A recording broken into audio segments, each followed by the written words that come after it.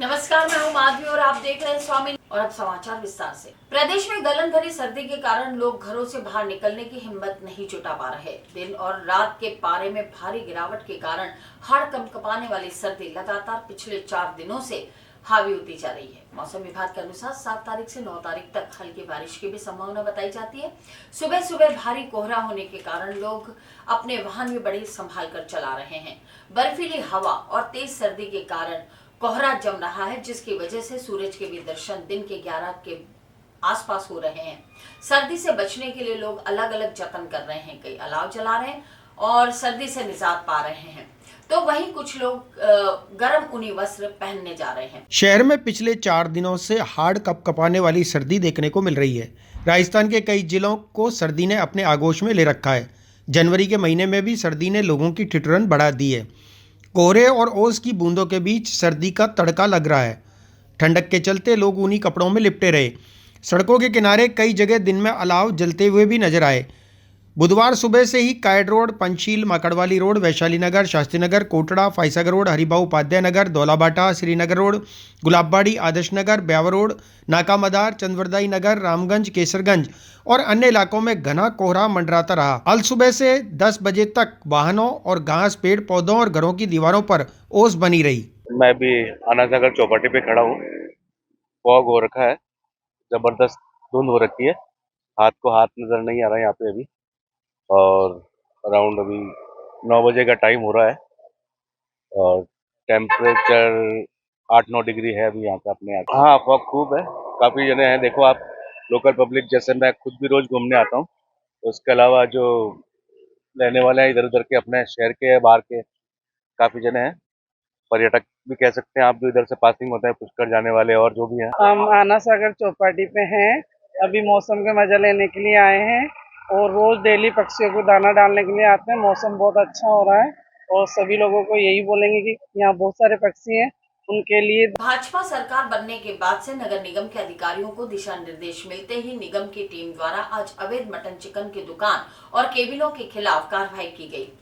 Team द्वारा वैशाली नगर में अवैध मटन चिकन की दुकानों के चालान बनाए गए। इसके अलावा 21 दुकानों को सीज कर दिया।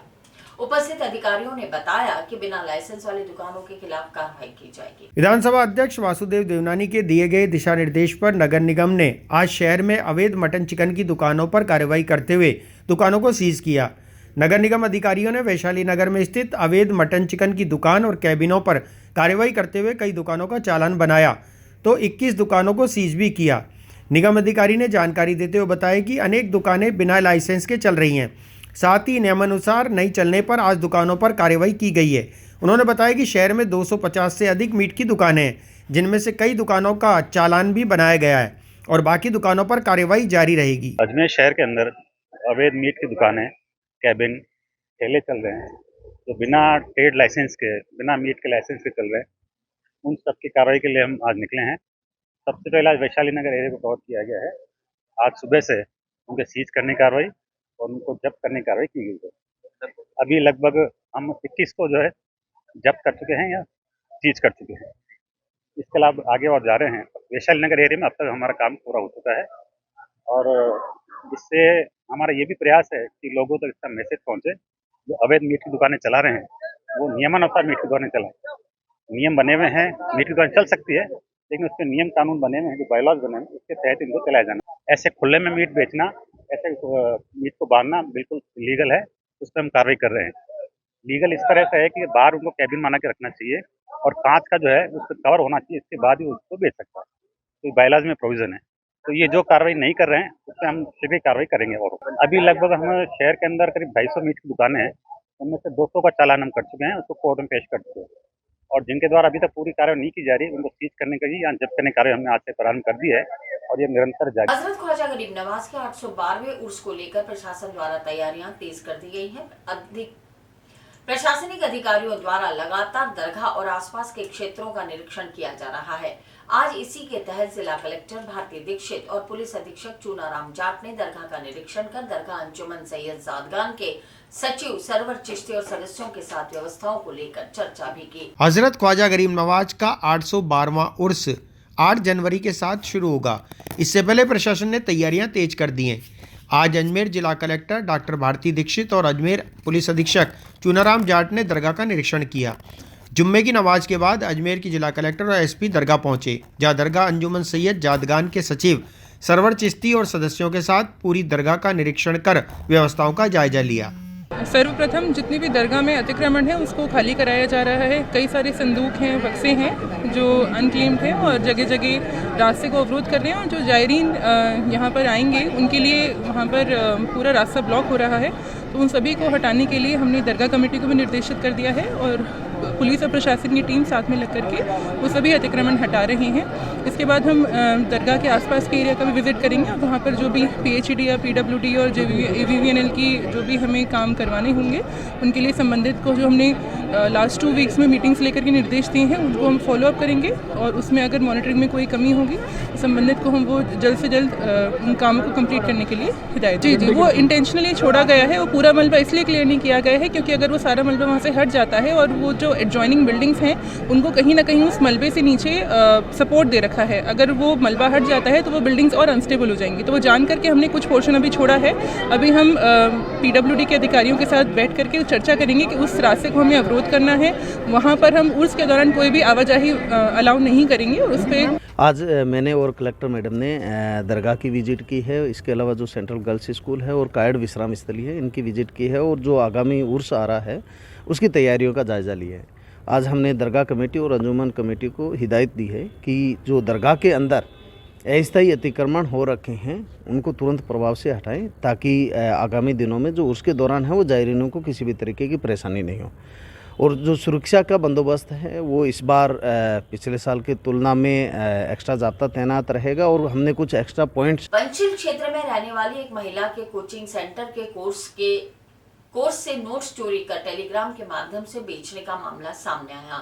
महिला ने अज्ञात आरोपी के खिलाफ बनाए गए नोट से चोरी करने और छवि धूमिल करने की शिकायत किशनगंज थाना में दर्ज कराई। पुलिस ने मामला दर्ज कर जांच शुरू कर दी है। पंचशील निवासी एक महिला ने किशनगंज थाने में अज्ञात व्यक्ति के खिलाफ उनके तैयार किए गए कोर्स को अवैध तरीके से बेचने के मामले में शिकायत दर्ज कराई। पुलिस ने जानकारी देते हुए बताया कि सरोज कंवर नामक महिला ने शिकायत दी है कि वह कोचिंग सेंटर चलाती है और ऑनलाइन कोर्स भी कराया जाता है। उन्होंने बताया कि उनके कोर्स को कोई व्यक्ति टेलीग्राम पर बेच रहा है। इस संबंध में किशनगंज थाना पुलिस ने मुकदमा दर्ज कर जांच शुरू कर दी है। कल दिनांक 4 जनवरी 2024 को श्रीमती सरोज कंवर पत्नी शिवराज सिंह जाति दरोगा उम्र 32 साल निवासी है पंचशील ए ब्लॉक, इन्होंने दर्ज करवाया कि उनका शिवांगी कोचिंग संस्थान के नाम से एक कोचिंग सेंटर है, जबकि वो ऑनलाइन कोर्स भी बेचते हैं। जब उनका कोर्स कोई टेलीग्राम पे अवैध तरीके से बेच रहा है और उनकी छवि को धूमिल कर रहा है। उन्होंने लिखित में एप्लीकेशन दी जिस पर मुकदमा नंबर 5/2024 धारा 420 406 में दर्ज कर श्री विजेंद्र सिंह हेड कांस्टेबल 15 अगस्त को जांच। भारत मुक्ति मोर्चा द्वारा देश भर में 4 चरण में ईवीएम के विरोध में आंदोलन किया जा रहा है। आज पहले चरण के दौरान मोर्चे के सदस्यों द्वारा जिला कलेक्टर को राष्ट्रपति के नाम ज्ञापन सौंपा गया। मोर्चा के कार्यकर्ताओं ने बताया कि दूसरा चरण 10 जनवरी और तीसरा चरण 14 जनवरी के बाद 31 जनवरी को चौथे चरण के दौरान ईवीएम के विरोध में दिल्ली में महामोर्चा निकाला जाएगा। भारत मुक्ति मोर्चा द्वारा देश भर में 4 चरण में ईवीएम के विरोध में आंदोलन किया जा रहा है। आज पहले चरण के दौरान मोर्चा के सदस्यों द्वारा जिला कलेक्टर को राष्ट्रपति के नाम ज्ञापन सौंपा गया। मोर्चा के कार्यकर्ताओं ने बताया कि दूसरा चरण 10 जनवरी को और तीसरा चरण 14 जनवरी के बाद 31 जनवरी को चौथे चरण के दौरान ईवीएम के विरोध में दिल्ली में महामोर्चा निकाला जाएगा। मोर्चा के पदाधिकारियों ने कहा कि ईवीएम से मतदान करना गलत प्रक्रिया है क्योंकि इससे निष्पक्ष मतदान नहीं हो सकता। उन्होंने कहा कि बैलेट पेपर की प्रक्रिया को भारत देश में पुनः लागू किया जाए। हम ये ईवीएम के विरोध में ज्ञापन दे रहे हैं। हमारे राष्ट्रीय अध्यक्ष माननीय मोहम्मद मेहराम जी के द्वारा 4 चरणों में ये आंदोलन होने जा रहा। इसका पहले चरण आज दिनांक 5 को जिलाधीश को ज्ञापन के थ्रू राष्ट्रपति नाम के ज्ञापन दे रहे हैं। इसके बाद ये 4 चरणों में होगा तो इसमें 10 तारीख को फिर ज्ञापन दिया जाएगा धरना प्रदर्शन के हेतु। फिर 14 तारीख को रैली और धरना प्रदर्शन करके फिर ज्ञापन दिया जाएगा। फिर 31 जनवरी को दिल्ली में चुनाव आयोग का महामोर्चा निकालेंगे और ये ज्ञापन तीर्थ नगरी पुष्कर में नवमी के पावन पर्व पर हनुमान गली स्थित रघुनाथ शाह मंदिर में पौष बड़े का प्रसाद वितरित किया गया।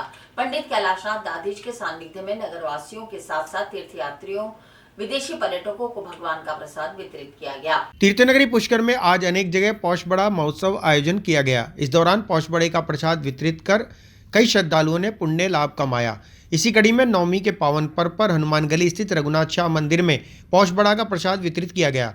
पंडित कैलाशनाथ दादीज के सानिध्य में नगरवासियों के साथ साथ तीर्थयात्रियों विदेशी पर्यटकों को मीठे गुलगुले और कोफ्ते वितरित किए गए। तीर्थ गुरु पुष्कर राज में जहाँ ब्रह्म सावित्री ब्रह्म गायत्री जहाँ विराजमान हैं, जहाँ पावन घाटों की और पुष्कर राज सब तीर्थों के गुरु हैं, इस परम पावन तीर्थ में हमने आज पौष बड़े का ये कार्यक्रम किया है। ये पौष बड़ा मल मास का महीना है और ऐसा शास्त्रों में, वेदों में और ज्योतिष में लिखा हुआ है कि सूर्य भगवान गुरु के साथ में अभी विद्यमान है, अभी धन की संक्रांति है और ऐसा लिखते हैं कि सूर्य सभी ग्रहों के राजा हैं और बृहस्पति जी महाराज सब देवताओं के गुरु हैं। ऐसे समय में जो दान पुण्य और धर्म कर्म किया जाता है वो करोड़ों गुना अक्षय फल मिलता है। और भगवान रामलला अयोध्या में जो 22 जनवरी सन 2024 को पौष द्वादशी को सोमवार को जो विराजमान हो रहे हैं, उनकी खुशी में कि भगवान 500 वर्षों के बाद जो विराजमान हो रहे हैं, हमने आज ये पौष बड़े का रघुनाथ शाह मंदिर हनुमान गली बड़ी बस्ती में आयोजन किया। हमारे पुष्कर राज के चेयरमैन, नगर पालिका चेयरमैन श्री शिवस्वरूप जी महर्षि विष्णु जी सैन, आप सभी के सानिध्य में रह करके हमने यह कार्यक्रम प्रारंभ किया। आज तीर्थराज पुष्कर के अंदर रघुनाथ शाह मंदिर के अंदर पौष बड़े का आयोजन किया गया है और ये पौष बड़े का आयोजन हमारे पुष्कर के प्रसिद्ध पंडित कैलाशनाथ जी दादीज के आचार्य में किया गया है। और ये इसका आयोजन इसलिए किया गया कि 22 जनवरी को भगवान श्री राम जी का अयोध्या में प्राकट्य उत्सव है, स्थापना दिवस है और उस दिन इस भगवान राम का भव्य मंदिर की प्रतिष्ठा है। इसलिए यह उनके उपलक्ष्य के अंदर पौष बड़े का आयोजन पुष्कर तीर्थ में किया गया है। और मेरा सभी से निवेदन है कि 22 जनवरी को जब भगवान श्री राम की वहाँ मूर्ति प्रतिष्ठित होवे, अपने अपने घरों के अंदर सब अपने अपने घरों के अंदर दीप प्रज्वलित करके दीपावली के जैसा उत्सव मनाए गए।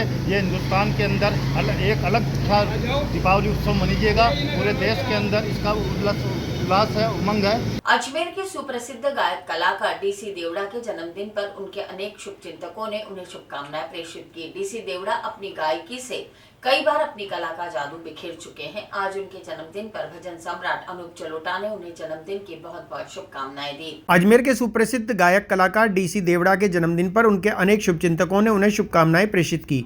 डीसी देवड़ा अपनी गायकी से कई बार अपनी कला का जादू बिखेर चुके हैं। आज उनके जन्मदिन पर भजन सम्राट अनूप जलोटा ने उन्हें जन्मदिन की बहुत बहुत शुभकामनाएं दी। देवड़ा जी जन्मदिन बहुत बहुत मुबारक हो, खूब मजे करिए, बढ़िया। राजस्थान में मंत्रिमंडल के गठन के बाद आज सभी मंत्रियों को उनके विभाग सौंपे गए। शासन कार्य नियमावली के नियम 5 के अनुसरण में राजस्थान के राज्यपाल महोदय ने मुख्यमंत्री के परामर्श से प्रत्येक मंत्री को उनके नाम के साथ विभागों का कार्यभार सौंपा। राजस्थान में मंत्रिमंडल के गठन के बाद आज सभी मंत्रियों को उनके विभाग सौंप दिए गए।